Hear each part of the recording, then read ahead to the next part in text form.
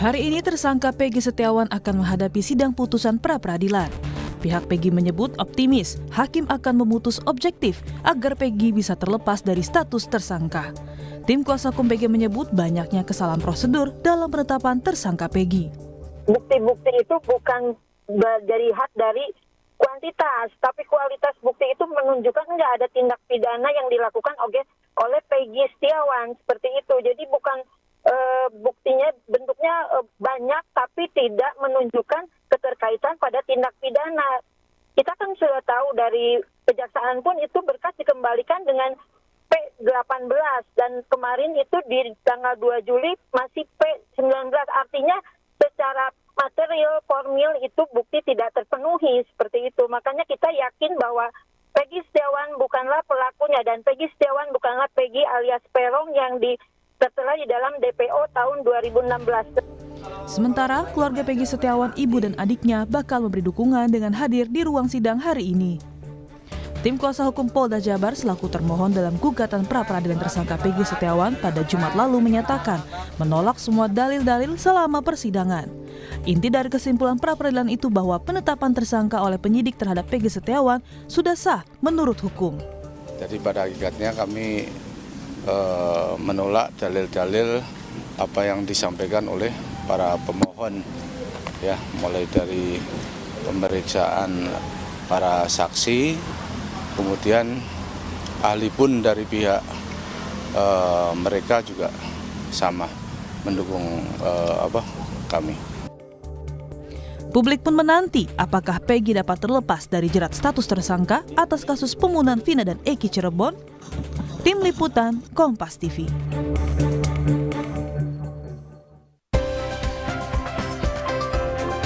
Saudara, hari ini Peggy Setiawan, tersangka kasus pembunuhan Vina dan Eki di Cirebon, Jawa Barat akan menghadapi putusan pra-peradilan di Pengadilan Negeri Bandung. Apakah Peggy dapat terlepas dari status tersangkanya? Lalu apa saja bukti kuat yang dimiliki Peggy juga polisi selama proses persidangan? Kita akan ulas hari ini bersama dengan sejumlah narasumber yang sudah hadir melalui sambungan Zoom. Ada pakar hukum pidana dari Universitas Pelita Harapan, sudah ada Profesor Jamin Ginting. Selamat pagi. Assalamualaikum, Prof. Jamin. Selamat pagi. Assalamualaikum. Waalaikumsalam warahmatullahi wabarakatuh. Kemudian ada melalui sambungan Zoom juga ada kuasa hukum dari Peggy Setiawan, Pak Muhtar Effendi. Selamat pagi. Assalamualaikum, Pak Muhtar. Selamat pagi, waalaikumsalam warahmatullahi wabarakatuh. Ya, Pak Muhtar, ini pasti semuanya deg-degan ya, sambil juga menunggu sebentar lagi jam 9 pagi ini akan ada putusan dari pra-peradilan Peggy terhadap Peggy Setiawan. Pak Muhtar, ini menurut Anda begitu ya, apa bukti kuat yang bisa meyakinkan Hakim Tunggal Eman Sulaiman akan mengabulkan permohonan dari Peggy Setiawan? Nah, baik, selamat pagi semuanya, Prof. Selamat pagi. Jadi begini, kalau kita berbicara tentang apa bukti kuat yang dimiliki oleh pihak Peggy Setiawan begitu ya untuk meyakinkan Hakim Tunggal Eman Sulaiman, justru dalam hal ini karena pihak kepolisian daerah Jawa Barat lah yang mempersangkakan, menangkap dan menahan klien kami, maka kami minta pada saat di persidangan pra-peradilan kemarin itu untuk membuktikan bukti apa yang mereka punyai untuk melakukan upaya paksa, ya, bahkan menahan klien kami sampai saat ini begitu. Nah, ternyata bukti yang mereka miliki itu bisa kita patahkan, ya, bisa kita patahkan, dan menurut kami bukti-bukti yang mereka miliki itu bukti-bukti yang tidak ada korelasinya dengan tindak pidana yang dituduhkan kepada klien kami. Nah, kenapa demikian? Karena di dalam persidangan pihak kepolisian daerah Jawa Barat hanya menyebutkan, ya. Salah satu bukti yang bisa dipatahkan oleh tim kuasa hukum, salah satunya apa, Pak? Yang paling krusial sekali menurut tim kuasa hukum dari Peggy Setiawan? Semuanya, bukan salah satu saja. Karena begini, kepolisian daerah Jawa Barat kan berbicara tentang adanya bukti kesaksian, ya. Kemudian yang kedua dari ahli. Kemudian yang ketiga adalah bukti surat. Nah, dari kesaksian siapa yang menyebutkan bahwa Peggy Setiawan klien kami itu terlibat dalam tindak pembunuhan di tahun 2016? Siapa yang bersaksi seperti itu? Kan begitu. Karena kalau kita lihat peristiwa persidangan tahun 2017, tidak ada satupun saksi bahkan terdakwa atau terpidana, mohon izin, yang menyebutkan keterlibatan Peggy Setiawan. Itu yang pertama. Kemudian yang kedua, ahli, ya. Ahli yang mereka miliki justru kemarin kita sangat kecewa dengan dalil-dalil atau statement-statement yang disampaikan oleh ahli. Kenapa seperti itu? Karena ahli selalu menjawab pertanyaan kami mutar-mutar nggak karuan. Sehingga image-nya kita dibatasi untuk bertanya. Nah, inilah yang kita analisa, artinya bahwa ahli pun ya tidak bisa memberikan dalil yang komprehensif tentang keterlibatan klien kami. Itu yang kedua. Kemudian yang ketiga, bukti surat. Bukti surat yang mana? Kalau di awal konferensi pers Kepolisian Daerah Jawa Barat menggelar surat-surat, ijazah, KK, KTP, SIM, apakah itu yang punya korelasi dengan tindak pembunuhan yang disangkakan kepada klien kami, kan begitu? Justru bukti surat itu kalau katakanlah begini, kalau dikatakan bahwa bukti surat itu hasil daripada visum atau hasil daripada autopsi, mana adakah hasil autopsi yang menyebutkan bahwa Peggy Setiawan itu adalah pelaku pembunuhannya? Kan tidak ada. Tidak ada. Karena sampai saat ini pun tidak ada bukti-bukti yang ditunjukkan melalui tes DNA, melalui scientific crime investigation yang ditunjukkan kepada kami. Tidak ada. Menurut Anda tidak ada dan bukti-buktinya sudah bisa dipatahkan semua dari tim kuasa hukum begitu ya? Termasuk dengan bukti dokumen begitu, termasuk ijazah dan segala macamnya. Saya ke Prof Jamin. Prof Jamin, tanpa berusaha untuk mendahului dari putusan hakim nanti jam 9 oleh Hakim Tunggal Eman Sulaiman, kita sudah melihat sidang pembuktian kemarin yang ada ahli dari baik itu dari Peggy Setiawan dan juga dari Polda Jawa Barat, termasuk juga saksi. Anda mencermatinya akan seperti apa nanti? Ya, kalau dilihat dari persidangan yang sudah ada yang saya amatin, konstruksi berpikir daripada polisi itu dimulai dari adanya putusan Mahkamah Agung yang menyebutkan adanya nama Peggy alias Peron. Lalu mereka mencari dan menemukan yang identik dengan Peggy alias Peron yang sudah disampaikan di persidangan ini adalah Peggy Setiawan menurut mereka. Tetapi yang saya lihat adalah berdasarkan bukti-bukti yang dihadirkan, itu semua menunjuk kepada bukti-bukti di tahun 2024. Bukan 2016. Bukan 2016. Nah, salah satu yang mereka kuatkan di sini adalah keterangan dari Sudirman yang mengatakan bahwasanya itulah Peggy Peron alias Peggy Setiawan karena mereka pernah ketemu waktu masih SD begitu ya, sama sekolah. Tapi bukti-bukti itu tidak menunjukkan apakah Peggy Setiawan yang sekarang dijadikan tersangka ini ada di tempat kejadian di tahun 2016 dan melakukan perbuatan pidana sebagaimana yang dijadikan tersangka oleh polisi pada saat ini. Itu tidak bisa dibuktikan oleh tim Polda Jawa Barat pada saat pembuktian pra-peradilan. Proses pra-peradilan ini, bukti apa yang mereka hadirkan sebagai suatu perbuatan itu kelihatannya hampir-hampir tidak ada saya lihat. Tapi bukti yang ada hanya menunjukkan Peggy Setiawan yang sebenarnya saat ini ya Peggy Setiawan yang mereka dapatkan bukti. Mulai dari ijazah, kartu keluarga, sidik jari dan segala macam yang identik. Ya benar itu Peggy Setiawan, tapi apakah Peggy Setiawan ini adalah Peggy yang sebagaimana dimaksud sebagai pelaku di tahun 2016 dan perannya seperti apa? Nah itu kan nggak disebutkan apakah dia sebagai bersama-sama pada saat itu, apakah dia sebagai orang yang menyuruh melakukan, begitunya. Nah ini kelihatannya sangat minim ya kalau saya lihat sebagai bahan bukti. Apakah bukti surat, apakah bukti saksi. Satu-satunya saksi kembali tadi Sudirman tadi gitu. Padahal Sudirman sendiri tidak menunjukkan dia sebagai perbuatannya ada. Sebenarnya harusnya ya kalau memang dia ada di situ pada saat itu, tentu mereka harus mengungkap adanya contohnya buktinya CCTV yang dia seharusnya ada di situ. Lalu alat yang melakukan kejahatan apa? contohnya samurai atau bambu, di dalam bambu dan samurai itu ada sidik jarinya yang sama persis dengan sidik jari yang dia ambil saat ini. Betul. Dan itu identik begitu. Lalu apalagi? Lalu ada bukti chat di antara para pelaku yang gerombolan itu kan artinya mereka gerombolan yang sudah kenal lama ya. Dan telepon genggam itu memang sudah disita. Sudah disita, ada handphone dan segala bisa dibuka kan, itu ditunjukkan. Benar nggak di dalam foto handphone masing-masing itu adalah namanya Peggy Setiawan yang disebut sebagai Peggy Peron dalam putusan Majelis Mahkamah Agung. Nah ini sebenarnya hal yang sangat gampang ya kalau memang ada buktinya. Sayangnya memang bukti itu tidak ada atau memang tidak dihadirkan atau sengaja tidak dihadirkan, kita nggak tahu. Bahkan kalau disengaja ini bisa masuk obstruction of justice kan gitu menurut saya. Jadi perlu juga penyidik ini diperiksa apakah ada unsur menghilangkan alat bukti untuk menyamarkan pelaku. Nah kalau sampai bisa ada seperti ini adalah perbuatan obstruction of justice gitu loh. Menghalang-halangi penyidik untuk melakukan penyidikan.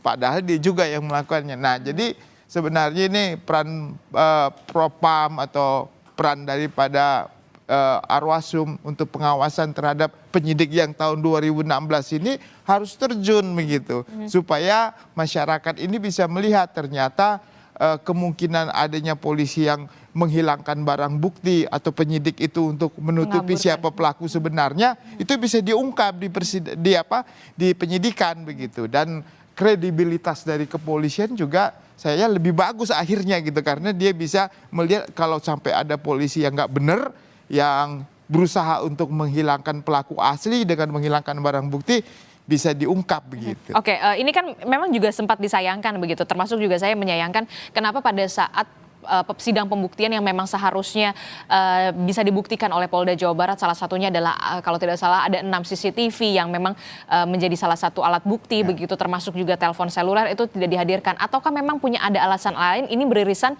terhadap pokok materi perkara nanti? Sebenarnya kalau dikaitkan dengan pra-peradilan, penetapan tersangka itu paradigma sekarang kita adalah kurang cukup alat bukti, bukan kurang bukti. Ya, kurang bukti. Kalau kurang bukti beda dengan alat bukti. Kalau bukti dulu kan paradigmanya cukup ada laporan polisi, ada saksi, ya, itu udah cukup bukti. Tapi sekarang nggak begitu. Dia ada alat bukti sesuai dengan putusan MK 21, dia bilang alat bukti itu alat bukti di mana? Di pasal 184. 184 itu alat buktinya alat bukti yang komplit, artinya alat bukti yang sudah punya kualitas karena sudah ada di pengadilan gitu. Jadi diidentifikasilah bahwasanya alat bukti itu harus juga sudah punya kualitas. Jangan sampai kamu menetapkan orang sebagai sebagai tersangka, lalu alat buktinya nggak relevan dengan perbuatannya lah, nggak. Ini kan nggak boleh. Sebenarnya spiritnya spirit di situ. Alat bukti yang selain punya jumlahnya, tapi kualitasnya juga punya begitu. Oke. Menarik sekali. Jangan-jangan ada peluang di sini ada obstruction of justice begitu untuk mengaburkan siapa sebenarnya. Kemungkinan bisa aja seperti itu kan. Tapi kan namanya juga penyidik manusia juga kan. Bisa aja ada hal-hal lain. Makanya perlu dikembangkan lebih lanjut. Termasuk juga pengawasan terhadap penyidik, pemeriksaan terhadap penyidik pada saat 2016 yang lalu. Seharusnya harus dituntaskan. Harus diperiksa juga. Itu harus benar-benar ada niat baik juga dari pihak kepolisian untuk mengembalikan kepercayaan publik. Utamanya ini sekarang jadi sorotan sekali di hari ini karena ada putusan dari sidang pra-peradilan terhadap Peggy Setiawan. Saya ke pengacara. Pak Muhtar ini kan kalau kita melihat begitu ya, seharusnya kemarin itu memang sidang ajang pembuktian begitu, baik dari tim Peggy Setiawan dan juga dari Polda Jawa Barat begitu ya. Nah kalau sekali lagi saya mengatakan tanpa berusaha untuk mendahului dari putusan pra-peradilan oleh Hakim Tunggal Eman Sulaiman, jika memang nantinya putusan permohonan dari Peggy Setiawan ini tidak dikabulkan, langkah hukum apa yang nantinya akan dilakukan oleh tim kuasa hukum Peggy Setiawan kalau sidang pra-peradilan ini menemui tidak sesuai dengan ekspektasi? Baik, tentunya kami akan menyiapkan segala langkah hukum seumpama tadi yang disampaikan bahwa kami ditempatkan di posisi yang tidak baik begitu ya, artinya tidak menang berdasarkan fakta-fakta di persidangan bahkan berdasarkan dalil-dalil yang kami sampaikan. Sehingga kami boleh kami boleh berprasangka bahwa Baik. ada apa di balik semua ini kan begitu ya. Karena sudah sangat jelas, terang dan gamblang apa yang disampaikan oleh pihak kepolisian daerah Jawa Barat tentang upaya paksa yang mereka lakukan kepada klien kami, kemudian kami sanggah kan begitu ya. Kami bantah, kok tiba-tiba misalkan kami kok tetap diposisikan di tempat yang tidak menguntungkan kan gitu. Sehingga jelas ini akan menimbulkan pertanyaan besar. Ada apa sebenarnya ini? Tetapi mudah-mudahan saja prediksi kami itu menjadi kenyataan bahwa kami akan memenangkan pra peradilan ini. Karena kami punya keyakinan dengan rasa optimis kami itu adalah doa yang terbaik. Dan kami selalu berpositif thinking berdasarkan apa yang kami gali ya, apa yang kami gali, apa yang kami temukan, dan apa yang kami sampaikan di persidangan. Sehingga sangat wajar kalau kami mempunyai pemikiran bahwa ini dengan keyakinan tim kuasa hukum kan begitu ya. Nah, kalau seumpama tadi Mbak nyampaikan, seumpama nih benar-benar putusan hakim tidak sesuai dengan harapan. Kami hanya punya satu prinsip saja. Pertama, bahwa apapun ceritanya di dunia ini, kebenaran tidak akan pernah dikalahkan oleh kejahatan. Itu yang pertama. Karena mutlak kebenaran itu adalah milik Tuhan. Tidak mungkin dikalahkan oleh kejahatan yang dalam arti kata kejahatan itu adalah milik setan lah itu ya kalau kami boleh bilang. Kemudian yang kedua, kalau kami memang akhirnya diposisikan di tempat yang tidak menguntungkan, inilah akhirnya kami bisa berbicara bahwa ternyata penegakan hukum di negeri kita untuk mendistribusikan rasa keadilan buat seluruh rakyat Indonesia, terutama buat klien kami, rusak dan hancur. Itu saja buat kami. Oke, baik Pak Muhtar. Ini tadi ya berusaha kembali lagi saya underline tanpa berusaha untuk mendahului dari putusan hakim Eman Sulaiman ini sudah disebutkan oleh kuasa hukum Peggy Setiawan. Nah, kalau Anda melihat begini, ini kan memang ada peluangnya 3 putusan ya, dikabulkan, tidak dikabulkan atau tidak diterima. Betul ya kalau tidak salah ya Prof. Jamin ya. Nah, apa ya langkah yang bisa dilakukan oleh tim kuasa hukum Peggy Setiawan jika tidak sesuai dengan harapan mereka, dan termasuk juga Polda Jawa Barat, apa langkah hukum yang bisa dilakukan jika memang tidak sesuai dengan harapan juga mereka? Ya, tentu kalau putusannya dinyatakan ditolak permohonannya, maka penyidik ini akan melanjutkan, nanti pelimpahan berkas perkara ini ke kejaksaan untuk melakukan penuntutan. Tetapi kejaksaan juga tidak dengan serta-merta begitu ya, dengan adanya putusan pra peradilan ini menerima dan P21 gitu ibarat kata sudah lengkap. Tapi tetap aja nanti akan bolak-balik juga karena jaksa mempunyai kewenangan juga untuk mengembalikan berkas tersebut, yang pertama. Jadi pokok perkaranya akan diperiksa kalau jaksa akan melakukan penuntutan. Yang kedua, kalau sampai diterima ya tentu penetapan tersangka tidak sah, penyitaan tidak sah, penangkapan tidak sah, maka gugurlah kedudukan sebagai tersangka dari Peggy Setiawan ini. Tapi apa yang bisa dilakukan oleh Polda Jawa Barat? Polda bisa juga mencari alat bukti lain. Seandainya dia ada alat bukti lain yang menunjukkan Peggy Setiawan yang sudah tadi ditetapkan tersangka, dia bisa lagi dengan sprindik baru untuk menetapkan sebagai tersangka lagi, bisa. Oh, ada pembukaan penerbitan sprindik baru? Ya, dia akan bisa membuka sprindik baru untuk penetapan tersangka kalau masih ada cukup bukti untuk membuktikan Peggy Setiawan ini sebagai tersangkanya, kan bisa dibuka kembali. Jadi nggak serta-merta kalau sudah ditetapkan sebagai putusan pra peradilan dikabulkan dia nggak bisa lagi. Ada banyak itu beberapa kasus ya, sampai berulang-ulang sudah ditetap tersangka, pra peradilannya dikabulkan, ditersangkakan lagi, dikabulkan lagi. Tapi itu kan sangat effortnya agak lucu juga begitu ya. Artinya dia akan berusaha untuk mencari yang lain, pasti bukan dia pelakunya begitu. Oke, kita akan kawal bersama Pak Muhtar dan juga Prof. Jamin bagaimana nanti pembacaan putusan dari Hakim Tunggal Eman Sulaiman terhadap putusan pra peradilan terhadap Peggy Setiawan. Terima kasih Pak Muhtar, Prof. Jamin telah bergabung bersama kami. Selamat pagi, Assalamualaikum. Waalaikumsalam, Prof. Siap. Waalaikumsalam, Pak.